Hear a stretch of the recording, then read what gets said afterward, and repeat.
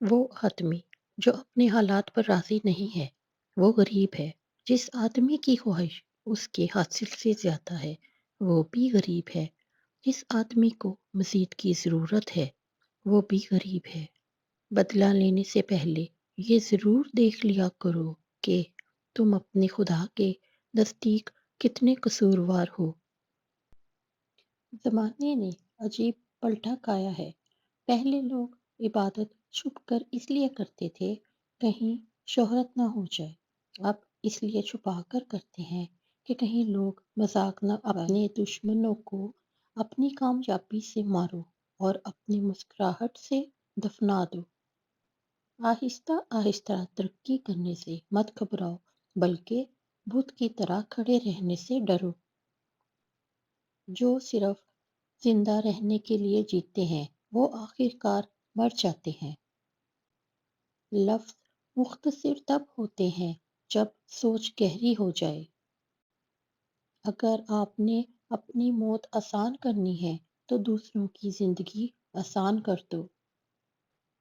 اپنی بے عزتی کا جواب اتنی عزت سے دیں کہ سامنے والا شرمندہ ہو جائے۔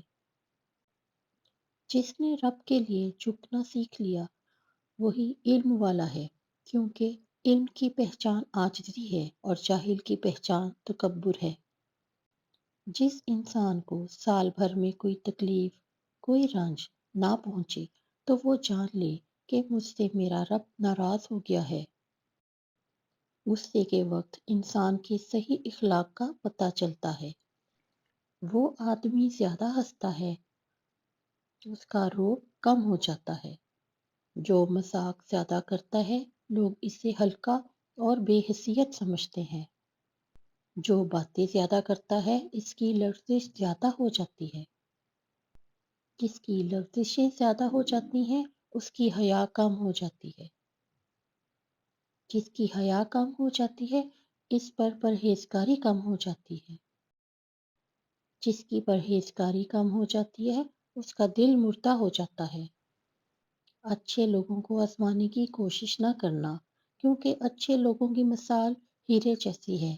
جب تم انہیں ٹھوکر مارو گے تو وہ ٹوٹیں گے نہیں، لیکن پھسل کر تمہاری زندگی سے دور چلے جائیں گے۔